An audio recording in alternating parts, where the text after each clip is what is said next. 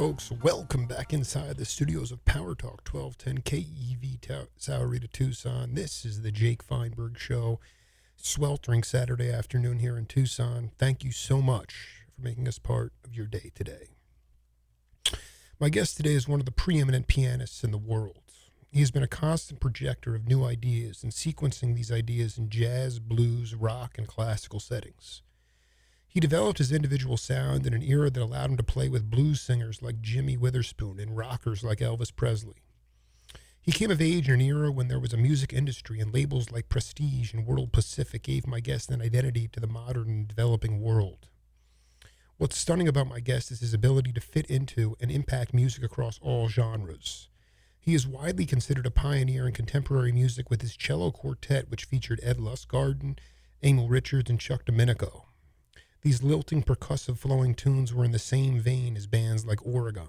And at the same time, my guest was caught up in the philosophical zeitgeist of Maharishi Mahesh Yogi and Hare Krishna, banging on a blues with free spirits like Tom Scott and the late John Guerin, swinging with Larry Bunker and Donald Bailey, or writing the seminal song for All in the Family. My guest has never been daunted about making an impact on the music that he plays. Always into the light, Roger Kellaway. Welcome to the Jake Feinberg Show. Hi, Jake. My pleasure to be here. Yeah, it's an honor, my friend. You know, it was nice. It's sweltering here, also, by the way. Yeah, and also it's Chuck Domenico. Chuck Domenico, who I believe used to be Ray Neapolitan. Is that right? You know, Ray Neapolitan and Chuck Domenico came to California together from Chicago. Really? Chuck was originally a trumpet player, and Ray was always a bass player, and they kind of both arrived in California as bass players. But I learned about symphony brass, particularly the Chicago Symphony, from Chuck Domenico, and how to drive a 5-ton truck. Okay, I want to be very clear because I've written about this, I've transcribed interviews from Emil. You're telling me that these two cats were two different human beings? Ray Neapolitan and Chuck Domenico? Yes. Yeah. Okay. I really always thought they changed, that his name changed. I don't know. Maybe that was. Oh. Yeah. Okay. No, I know. As a matter of fact, Ray's still alive, I think. Oh my God, I got to talk to Ray. That's great. So Chuck Domenico. Yeah. I don't know where to find. Last I heard, I think he had a limousine company or something like that. Well, Roger, thank you for enlightening me there. Did you ever play at the Music Inn in the Berkshires? No. Do you remember that place though? When I talked to Randy Weston, he talked about meeting Mahalia Jackson there and Olatunji and a lot of cats. Did you have any experience playing venues in that New England, upstate New York area? I didn't. No. So where do Even though that was fairly close to Massachusetts, where I grew up. Exactly. But no, I didn't play up there. Where do you feel like was we have a supply and demand issue in our society now in terms of the amount of players and the places to play, and I'm just wondering where you really got your feet wet, the kind of venue where you were able to really kind of develop your individual sound. Because what I notice about your playing time and again is like, yeah, it's one thing to be on an album, and then it's another thing to actually have an impact on an album. And it seems like you consistently had an impact on all these different musical settings. So I say to myself, well, Roger must have been able to get his chops, not just chops, but to get that feel in a live setting. I would like to know the venues that you got your feet wet on there. Prominently the Half Note in New York, where I played for 2.5 years with Clark Terry, Bob Brookmeyer, Bill Crow, and Dave Bailey. That was a really important time because, for one thing, well, I completely immersed myself in 20th century classical music, and I was very interested in John Cage, and aside from all the jazz, and I was starting to kind of put it together. And in the Half Note, the piano faced the far stage as you walked up onto the stage. So, in other words, there was no visual of the band. So all you did was sit there and listen. And that was curious for me because Brookmeyer, who really has become a major influence in my life, and since actually before New York, but he didn't like the piano accompanying him too much because he liked more freedom. But he might go out of key and still be Lawrence Brown if he felt like doing the plunger thing. So he'd go all over the place. And you're listening to somebody that does sort of he follows through on an idea. When he gets a motif that he likes, he keeps going. And it's almost like he superimposes the original changes. So I got that, plus Clark going straight ahead. So that was a beautiful mixture for me to begin to sort of put all of these pieces together.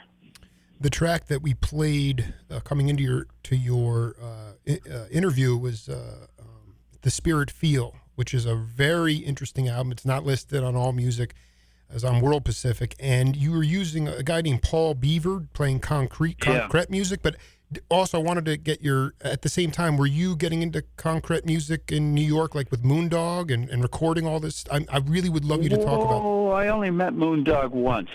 Tony Scott and I were on a corner, and Tony was playing clarinet, and Moondog was there. He was playing Please Moondog tell me, hold on. You were only once. So wait a minute. Were you playing like a little thumb piano or something? What were you playing? No, I wasn't. I was going to say we were playing, but it's not so. Tony was playing clarinet, and we were just hanging out because we'd just seen each other in, I believe, Pori, Finland. And Moondog was Moondog recording traffic or something? What was he doing? He was standing on a corner, and Moondog was blind. And he was just standing on whatever that corner was that he always stood on, like, I don't know, 54th and Broadway or something. I don't remember now. That really goes back. Well, and that's what the Jake Feinberg Show is trying to do, is to promote those, not just the characters, but I guess also the idea, like Beaver, like when did you just kind of, you wanted to incorporate that on your record, the Spirit Feel? Well, I was very much into Stockhausen and Luning and Yusachevsky and people that were Dachstader, people that were working out of electronic music studios, either in New York or in Cologne. And I was very interested in their music. And I was interested then when I came to California. I started working with Paul Beaver, and we put, I had many years I was doing musique concrète. The interesting thing about that track is I didn't mix that track. And the intention with Paul Beaver was that the electronics were to come in and orally wipe out what the music was. Totally interfere with it. And then when it would go away, the music would filter back in. So it was sort of like a dance in my head. But that is not what happened. As you can hear, the electronics are used as a background. This is so great. So it almost has like a whooshing. You can hear it in the tune, but it's really part of the music. The music doesn't disappear, but you wanted the music to go away. Yeah, I wanted it. It's akin to an old album that John Cage did called Indeterminacy, where he was in one studio and David Tudor was in another studio, and neither one could hear each other. So the end result of the Indeterminacy is that when David Tudor plays, he wipes out what John is saying. But you never know when that's going to happen. Those were really interesting years. Well, I'm going to tell you right now. I mean, I went out to visit Dr. Patrick Gleason, and another cat that was really into electronic music. And I just to be clear, because really Herbie Hancock started that in the early '70s, but Spirit Feel was '69. Was Beaver? Yeah. Were you making a conscious effort to have a person playing electronic music in a live setting with you guys? Did Beaver overdub that, or was he in the club with you? I only did it one time live. Can you talk about that experience? At the Donnell Library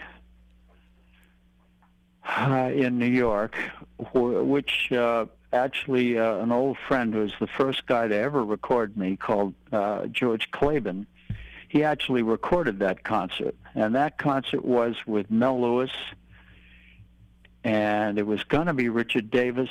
I believe it was Eddie Gomez. And there was one musique concrète piece that they had to listen to with earphones, and they had never played it before, and the whole idea was to suddenly spontaneously improvise with the tape.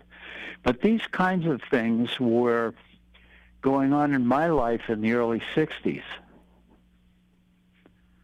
in New York. I was experimenting with old, in fact, I still have, the oldest tape recorder I ever had, I still have. I love it. This is important. I want you, keep going. And it's a tape recorder where you can change the speed while the tape is running. And you can't find that technology anymore because somebody changed it. I also used to have an old Ewer, which took 5-inch reels, and you could also change those speeds while the tape was running. So you could do many interesting different effects. I used to do tape loops and had all kinds of stuff running all over my living room in the apartment.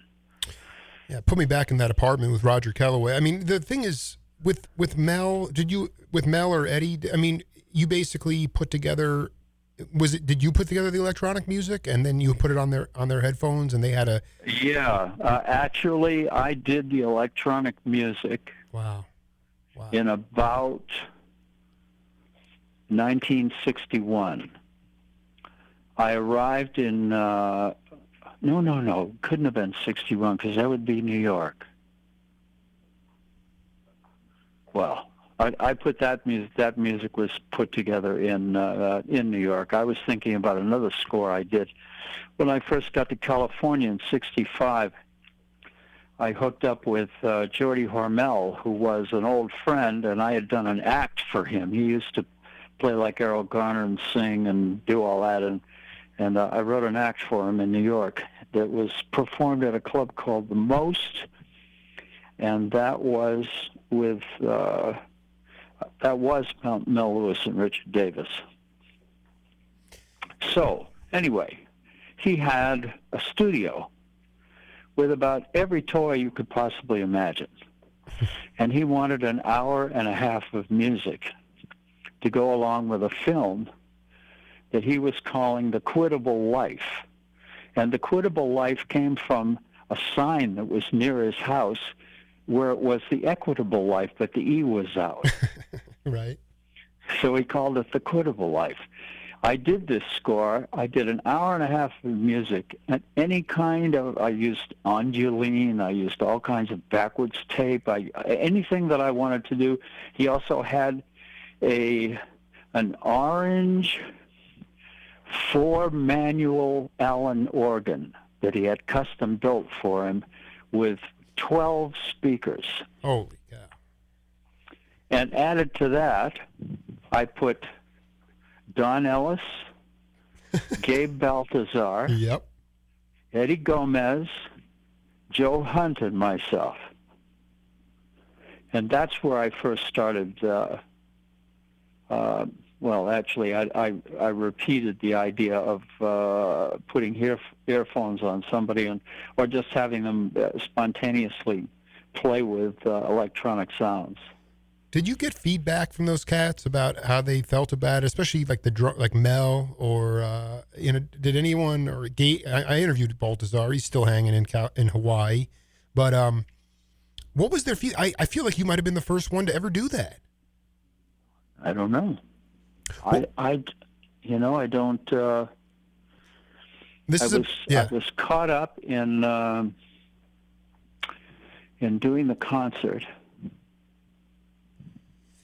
I'm caught now between doing the film score for Geordie and doing the concert with Mel and Eddie Gomez. Yeah, where see this In New York at the Donnell Library. I was caught up in that concert, and I don't remember any specific kind of feedback verbally.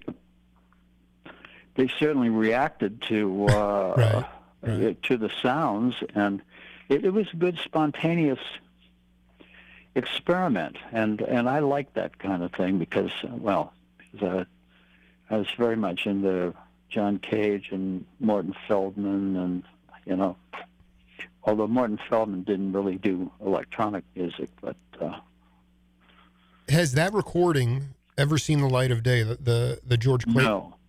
Do you have a copy of it? Yes. Oh boy! All right. Well, listen, Roger. I want you to settle in here. We have a game on this program called Name That Tune. I'm going to put this in, and we'll come back and talk about it. Okay.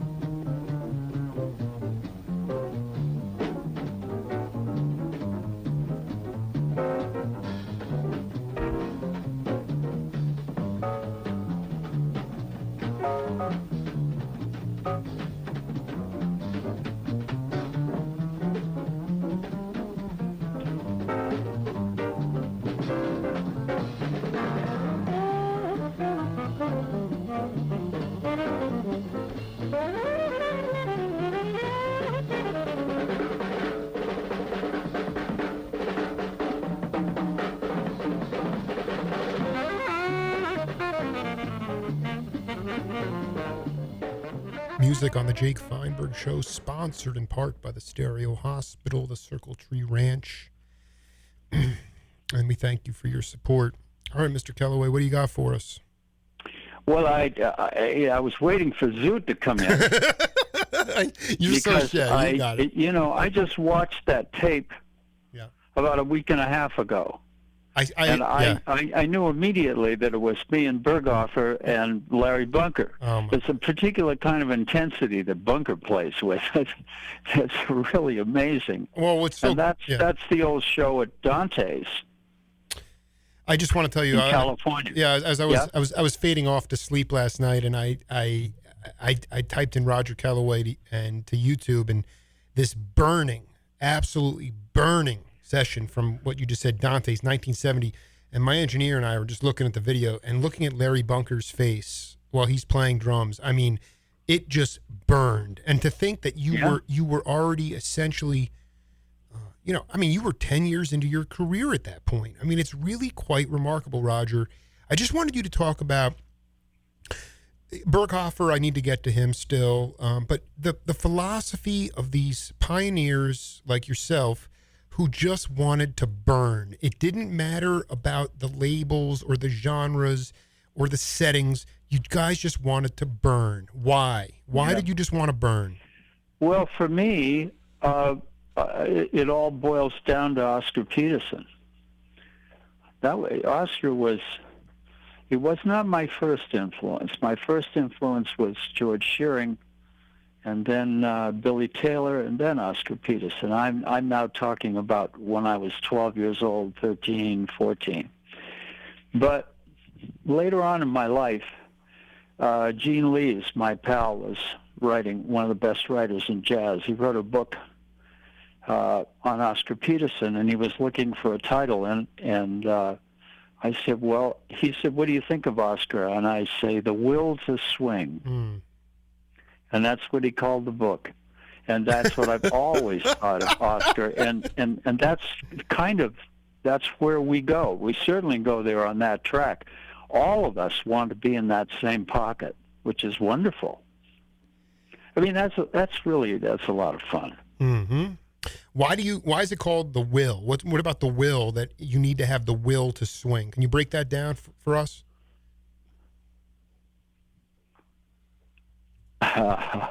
Maybe because later on, when I actually came up with that title, we were already knee-deep in Coltrane and more avant-garde Miles Davis. Absolutely. And different concepts. I'm not saying these people didn't swing, because I've just been listening to Milestones, which is an extraordinary CD of a very early time with Miles and Cannonball and Train, and my favorite rhythm section from that time, which is Red Garland, Paul Chambers, and Philly Joe. Right. And they burn. And it's a concept that comes from that time. As the music becomes more sophisticated, Oscar still has the will to swing.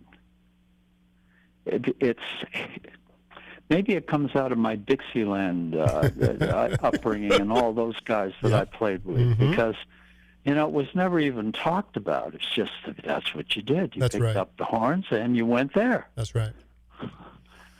So when you are influenced from all kinds of different directions, to pick out swing, or in my case, as I get older, if the pocket is there, I'll often go to something that's more simple, like Nat Cole, and attempt to simplify the lines. That's a lot of fun. And then you've always got that burst of energy in the background that you can call on. I'm fixated on this, really this period of time that you probably haven't thought about in years, essentially the decade of 65 to 75. And I just wanted to ask you about when you, never in your music per se, but when you kind of realized that pop music was turning swing or burning jazz to what I would call, what I've heard other people refer to as just pacification. That music has become more about pacifying now than about feeling. And I was wondering if there was a time in your career where you kind of, was it disco? Was it the drum track? Was it the infiltration of hard drugs? Was it the shrinking of the music industry to a small music business? In Kellaway's mind, mm-hmm. When did music go from burning and playing what you really felt inside to pacification? Well, I don't know that it ever went to pacification, but as you look at the history of music, when you start with the most unpretentious players are the ragtime players. Right. And the only one I ever met was U.B. Blake from that era. And he was very kind to me. He called me a real piano player. So I've never forgotten that. Then you get into the Dixieland players, and then you get into the swing players, and then you get into the bebop players. And with each era that you get into, society becomes more sophisticated. So the ideas become more sophisticated. And if you don't want to get caught up And now, mind you, I'm talking about ideas getting more sophisticated, and at the same time, I'm remembering that in my youth I was into electronic music, which was mightily sophisticated. Right. But the idea of having sounds coming off the wall, and I had a studio with all kinds of lines above your head with things that you could hit, and it was all acoustic, and you could make all kinds of sounds. But in this barrage of constant sophisticated ideas, for me, it's really nice to have the will to swing and just sit down and burn in the pocket. It's such a wonderful thing, and obviously there's still a whole lot of people that like that. That's right. But I mean, if I'm hearing you correctly, It's kind of like as science continues to progress and as we evolve, quote unquote, and we understand more about ourselves and things become, quote unquote, more sophisticated, lean more on the simplistic. I mean, go back to the swing. Am I reading that from you? Is that what I'm hearing from you? Well, for me, right. Yeah, but it's a paradox. I suppose, It is. Yeah, because it is. Yeah. Not only can I lean back into the Dixieland lessons, but anytime I feel like it, I can tour the planets if I feel like it. I love it. So I'm not bound in any way by the melody and the harmony in some of the things that I do. I am bound by the structure. Sometimes I just play the structure, and then I keep myself in the tune by doing that, and then I have fun by going out to outer space and then coming back and just sort of landing somewhere where it's kind of a sense of humor for me. Roger, I know you have a gig coming up, a couple of gigs coming up with. You want to plug those for a minute? You want to talk about those? Sure. Yeah, go ahead. Well, I'm going to do Gitanos in New York on 21 and 22, a week from Friday, with Jay Lenhart on bass and Joe Cohen on guitar. Wow. Now that's Al Cohen's son. That's right. And Joe and I have never met. So we're going to meet on Tuesday in New York and begin to play together. But I've had this sort of Oscar Peterson type trio now since 2004. And that's what I've been enjoying. Most of the recordings I have are with Dan Lutz on bass and Bruce Foreman on guitar, CDs we've done out here in my studio. And then in New York, I had Jay Lenhart and Russell Malone. But on stage at Carnegie Hall, to commemorate the life of Oscar Peterson, I had Christian McBride and Russell Malone. Mm. That was quite interesting. All these groups are wonderful. No trap set. Am I hearing that correctly? There's no drums. No drums. No drums. Well, let me tell you something. We had Louis Nash on the Carnegie Hall performance. It's just that I chose this opportunity to want to play with just piano, bass, guitar. Well, I want to tell you, I didn't allot enough time for us. So when you get back from the gigs in New York, let's set up a time to do part 2, Roger. I had a ball. Great. I had a ball, man. All right. Great. All right. I hope you enjoyed it. Me too. I loved it. All right, man. I'll talk to you soon. Best of safe travels and have a ball. Keep swinging. Thank you, Jake. All right, Roger. Talk to you soon. Okay. We'll be right back.